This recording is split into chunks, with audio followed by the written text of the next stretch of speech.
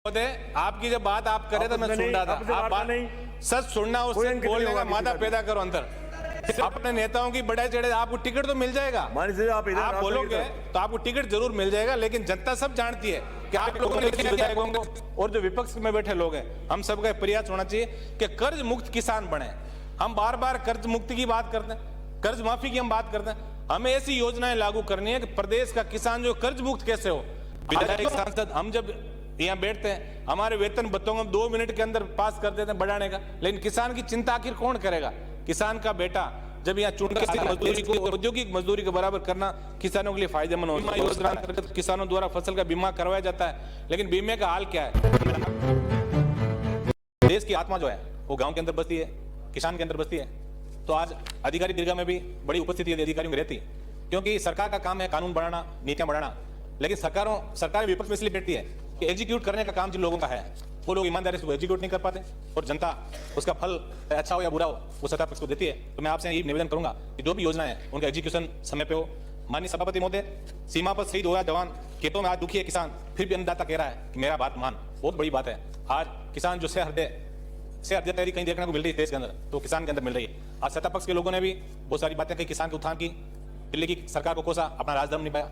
विपक्ष के लोगों ने भी अपना राजधर्म निभाया यहाँ के सत्ता पक्ष को कोस के।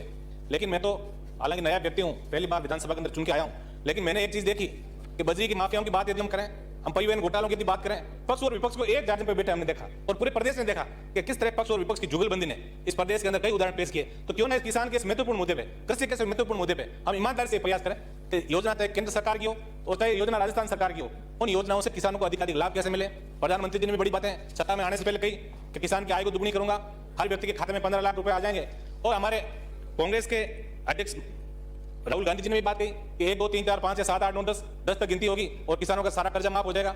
आज दबी जुबान में कई व्यक्ति जरूर कह रहे हैं सत्ता पक्ष के भी कि हमने सहकारी ऋणों को माफ किया, लेकिन सहकारी ऋणों में माफ तो कर दिया, लेकिन कृषि की यदि बात करें, किसान की बात करें, माननीय सभापति महोदय, कई और भी विभाग जैसे कोऑपरेटिव का विभाग हो गया आपका कृषि विपणन का विभाग हो गया, जब तक इन सारे विभागों में मिलकर चर्चा नहीं करेंगे तब तक हम किसान को कभी सशक्त बनाने की हमारी जो कोरी कल्पनाएं, कोरी बातें हैं, उनसे आज हम जो 75 वर्ष के अंदर जो किसान को हमें देना चाहिए था वो नहीं दे पाए। आज एक तरफ प्रदेश के अंदर प्रदेश सरकार द्वारा किसानों से वादा खिलाफी की, तो दूसरी तरफ केंद्र सरकार द्वारा किसानों पर जबरदस्ती काले कानून सौंपे गए तीनों। मैं तो धन्यवाद दूंगा हरियाणा और पंजाब के किसानों को और हमारी राष्ट्रीय लोकतांत्रिक पार्टी के हमारे नागौर से आने वाले सांसद हनुमान जी को, जिन्होंने सर्दियों के अंदर भी -डिग्री टेम्परेचर के अंदर भी शाहजहांपुर बॉर्डर पे उन्होंने धरना दिया, सैकड़ों लोगों ने अपनी सादत दी और फलस्वरूप झुकना पड़ा माननीय प्रधानमंत्री जी को। इसके अंदर कोई कांग्रेस की भी कोई बहुत बड़ी भूमिका नहीं प्रधानमंत्री जी को झुकाने में, ये हम दिल पे हाथ रखें। माननीय विधायक महोदय, आपकी बात आप करें तो मैं सुन रहा था, आप सच सुनना, उससे बोलने का मादा पैदा करो अंदर। सिर्फ अपने नेताओं की बड़ाई चढ़े, आपको टिकट तो मिल जाएगा, आप बोलोगे आपको टिकट जरूर मिल जाएगा, लेकिन जनता सब जानती है कि आप लोगों ने क्या किया। कांग्रेस वालों ने वादा खिलाफी, मोदी जी ने की सही वादा, आपने क्या किया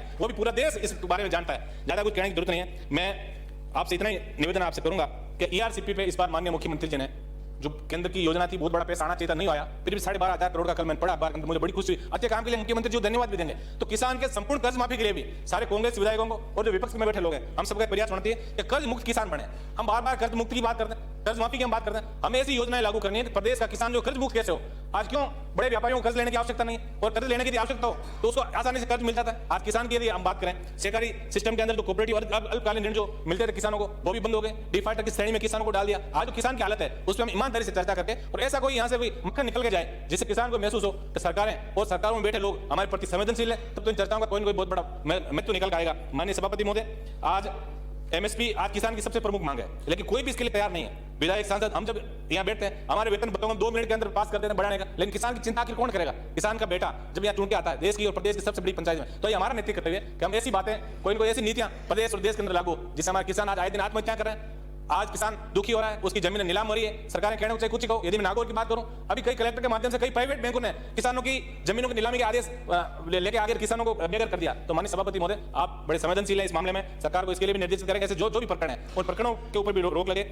किसानों की सबसे बड़ी समस्या उनके कृषि उत्पादों की कम कीमत है। हाल के अध्ययन से पता चला है कि उत्पादन की ऊर्जा पर आधारित उचित मूल्य निर्धारण और कृषि मजदूरी को औद्योगिक मजदूरी के बराबर करना किसानों के लिए फायदेमंद हो सकता है। आज मूंग की कीमत 7,700 और 8,000 तक, लेकिन वही मूंग की दाल बाजार से किसान खरीदे तो उसकी कीमत उससे दुगुनी कीमत चुका के उस दाल को खरीदना पड़ रहा है। ये जबकि किसान अपनी MSP के लिए सड़कों पर है। प्रदेश में आज प्याज की कीमत सबसे निम्नतम स्तर पर आज अखबारों के माध्यम से पढ़ने को मिलता है कि कभी किसान आलू को सड़क पर बार रहा है, कभी प्याज को सड़क पर डाल रहा है। तो कहीं ना कहीं किसानों की ये जो महत्वपूर्ण मुद्दे जो है, इसके ऊपर हम सब लोग ऐसी कोई ठोस कार्य योजना बनाए जैसे किसान को दुखी नहीं होना पड़े। माननीय सभापति महोदय, मैं आपके माध्यम से सरकार का ध्यान आकर्षित करूंगा कि सरकार द्वारा प्रदेश में काश्तकारों को अपनी फसल को आवारा पशुओं से बचाव के लिए तारबंदी योजना चलाई।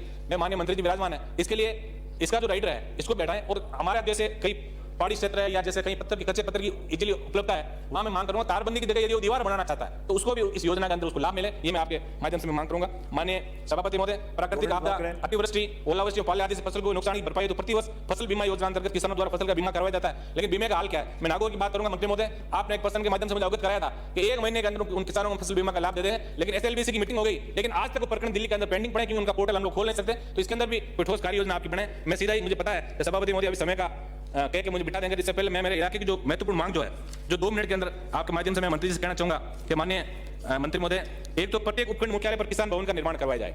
दूसरा, नागौर जिला मुख्यालय पर सहायक निदेशक कृषि विस्तार कार्यालय खोला जाए, क्योंकि अभी सिर्फ नागौर बहुत बड़ा भूभाग है, इसमें सिर्फ मेड़ता और कुतामन 2 ही एडी ऑफिस है। तो नागौर, मुंडवा, क्योंसर और जाइल को मिला के और नया एडी ऑफिस खोला जाए और कृषि कार्य हेतु दी जाने वाली बिजली 6 घंटे से बढ़ाकर 8 घंटे की जाए।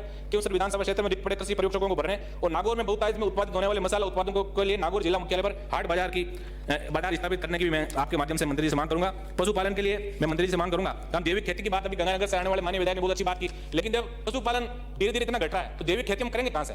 इसके लिए हमें कहीं ना कहीं गौशालाओं के अंदर अनुदान दे रहे हैं। तो मैं मंत्री जी से मांग करूंगा कि यदि किसान अपने घर पर यदि गाय पालता है तो उसको भी कोई अनुदान की राशि आप, क्योंकि इसको यदि कहीं ना कहीं हम स्वास्थ्य से जोड़ेंगे, गाय माता को बीजेपी वालों ने जोड़ दिया, माता के नाम से वोट भी बहुत ले लिया, अभी दिल्ली के अंदर आपकी सरकार है। तो मैं माननीय हमारे उप नेता प्रतिपक्ष भी बैठे हैं, आप मिलकर सब लोग, और हमारे प्रयास रहे गाय को राष्ट्रीय माता का दर्जा मिले और इसके लिए हम कोई ना कोई ठोस कार्य योजना हमारी बने। माननीय सभापति महोदय, मैं मंत्री जी का ध्यान आकर्षित करना चाहूंगा तो इस बार जो 3 साल से कम बच्चों के परिवहन पर जो रोक लगने से नागौर जैसे सारे मेले जो बंद हो गए, इनके ऊपर कमेटी भी बनाई, लेकिन आज तक कोई उसका नतीजा नहीं निकला। तो कहीं ना कहीं उस कमेटी की रिपोर्ट लेके और इस बार ऐसा कुछ करेंगे, अगले जो मेला भरे उससे पहले ट्रेन की भी समुचित व्यवस्था हो परिवहन की, ये मैं मांग मंत्री महोदय से करूंगा। एक बार पुनः मैं मंत्री जी से यही मांग करूंगा कि मैं मांग मेरी बहुत सारी है, मैं आपके माध्यम से मंत्री जी को सीधा दे दूंगा और हमारा ये ईमानदारी से सब का प्रयास है पक्ष और विपक्ष लोगों का कि किसान की माली हालत को हम कैसे सुधारें, कैसे हम ऐसा एक मैसेज राजस्थान के अंदर दें कि सत्ता पक्ष और विपक्ष सब एकजुट होकर और किसानी के मामले में बिना कोई राजनीतिक भेदभाव के हम हमेशा किसान के साथ खड़े मिलेंगे।